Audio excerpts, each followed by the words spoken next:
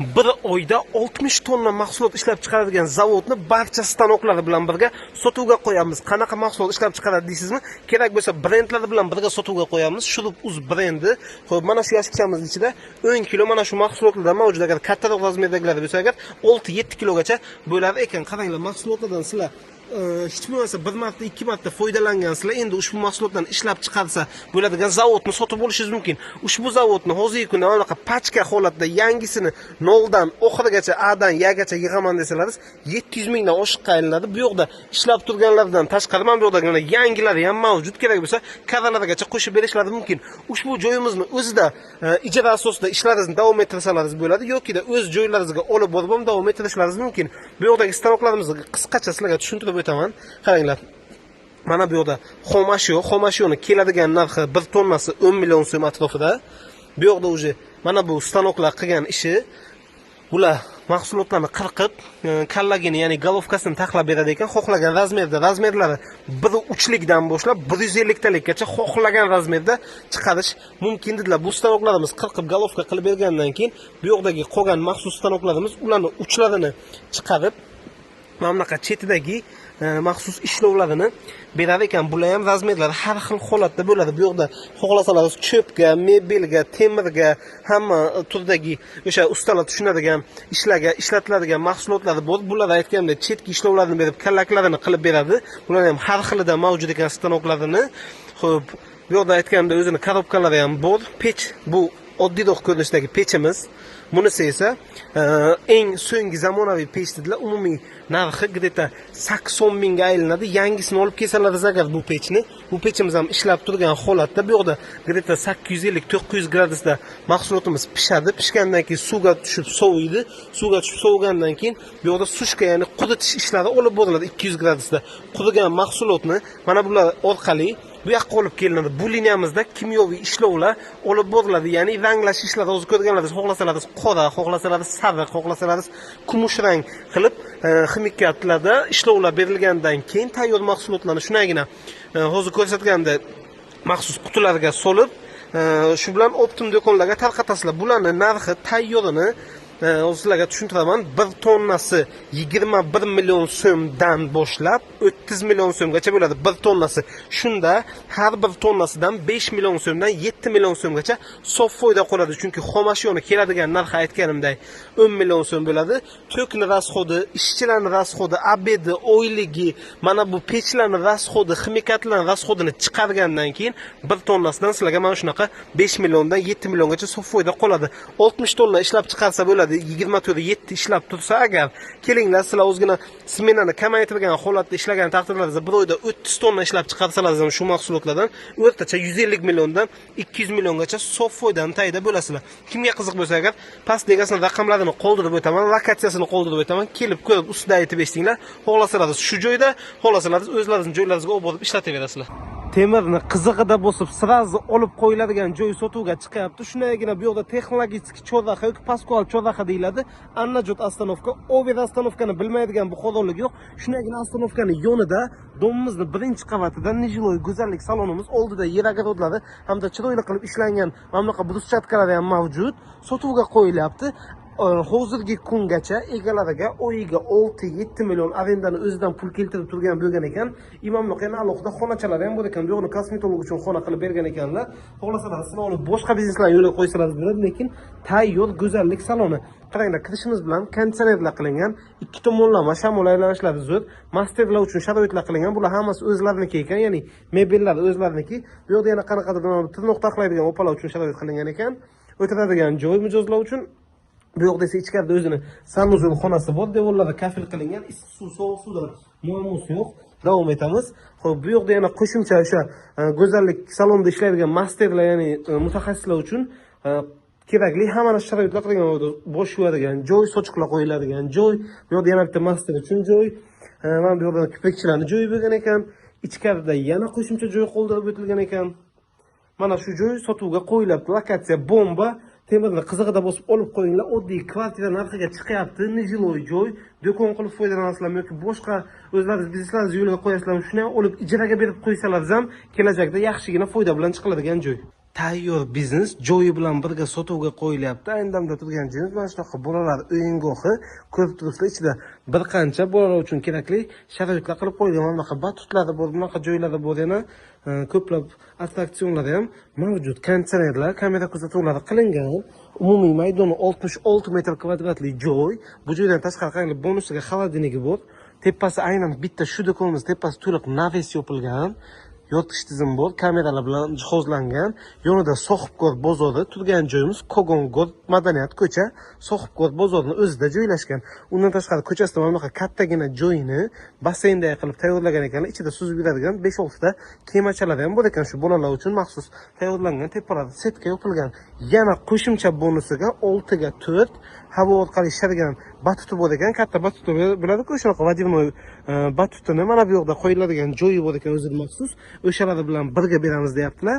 Xo'p, Kogonlik, mana shu Kogon Goldlik tanishlaringizga videoni ulashib qo'yinglar. Yaxshi biznes. Egalari aytishlari bo'yicha yaxshigina ishlab turgan, soqqa keltirib turgan biznes, faqat egalariga boshqa tomonlama pul zaruriyati yuzasidan majburlik tomonlama sotuvga qo'yilayotgan joy.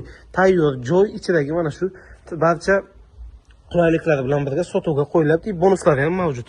Tayyor biznes joyi bilan birga sotilyapti. Bunaqasini hozirgi kunda topish qiyin. Korobkasini narxiga tayyor biznesi bilan birga beryaptilar. Bir oylik dohodi ham anchagina baland, faqat kelsinlar ustida aytib eshitamiz, ko'rsataman dedilar.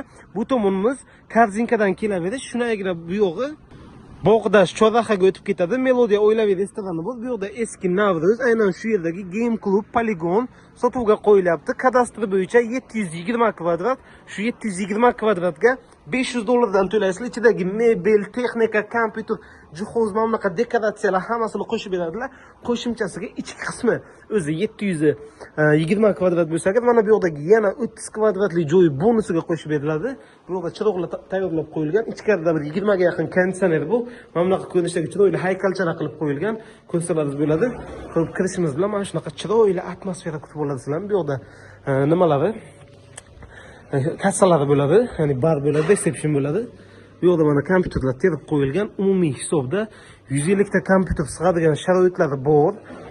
Va shuncha kompyuterni o'zi ham bo'lishi kerak. Kesalar yana ustida aytib eshitasizlar. Mana shunaqa ko'rinishda chiroyli ishlovlar berilgan. Xo'p, o'rtada ham kompyuterlar terib chiqilgan. Mebel, texnikalar, dekoratsiyalar. Endi qaranglar, hozirgi kunda shunaqa joyni korobkasini olaman desalaringiz, o'rtacha $500 dan korobkani olib, ustiga bir 70-80 ming pul tiqib remont qilasizlar. Remontning ustiga bitta kompyuterni $1000 ga mana bu mebeli bilan o'tiradigan kreslosi bilan yig'adigan bo'lsalar agar 100 ta kompyuterga o'rtacha 100 ming, 150 ta kompyuterga 150 ming pul rasot qilasizlar. Hamda qo'shimchasiga yana mana bunaqa konditsioner, bitovoy texnikalar sotib olishlaringizga to'g'ri keladi. Bu bo'lsa tayyor, hamma sharoitlari bilan birga berilyapti. Ikkinchi qavat.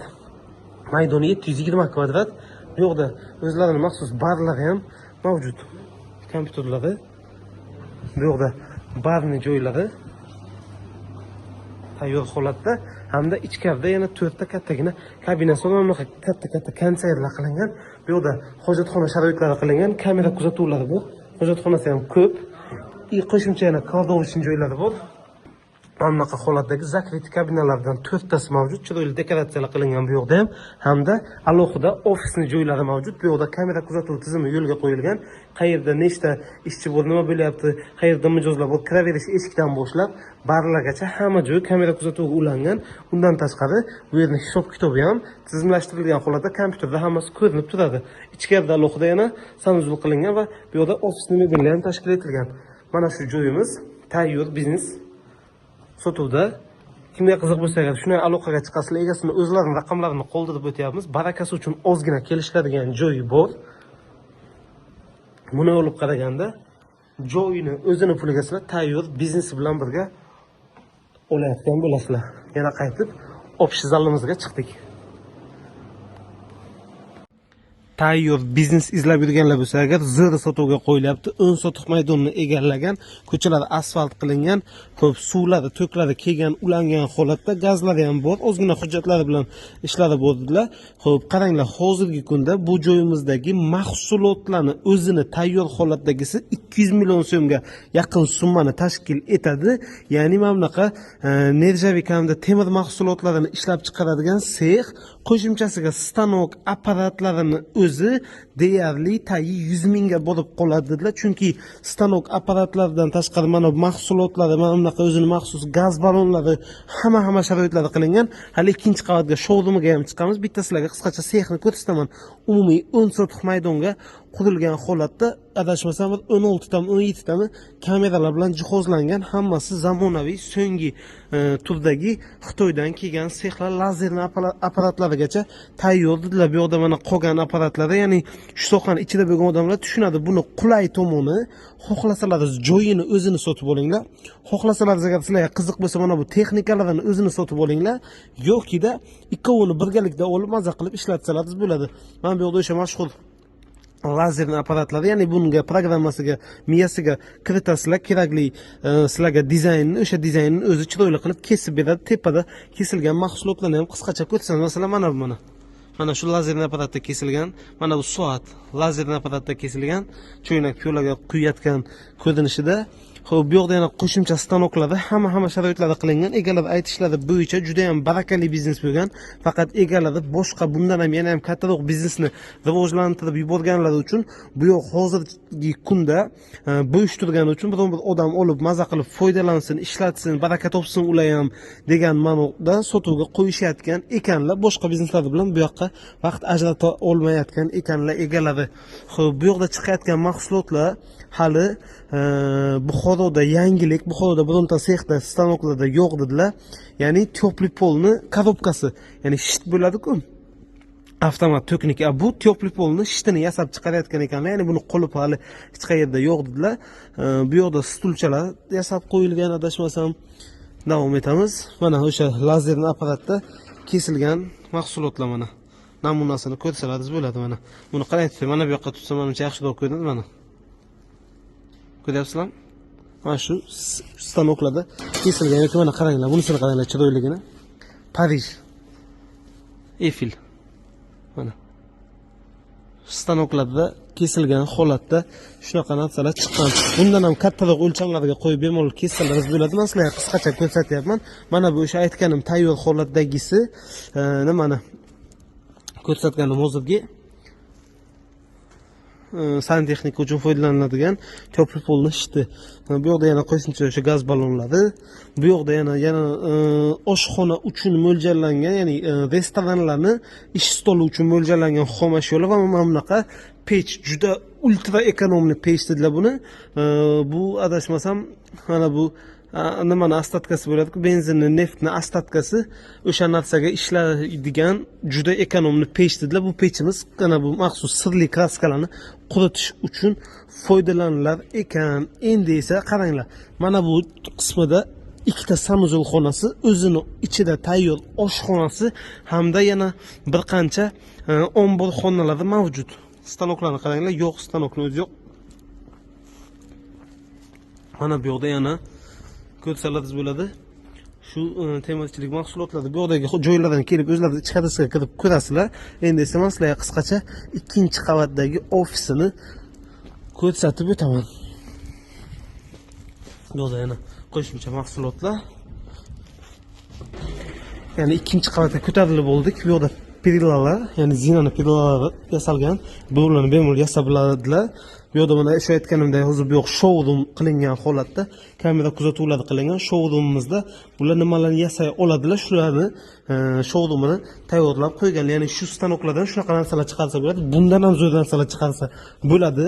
Bu yoq endi o'zlaringizning fantaziyalaringiz. Yana nima desa bo'ladi? Mana qaranglar. Yasalgan mahsulotlar juda ham chiroyli chiqqan. Tajriba bunaqa bitishkalar yasaganlar.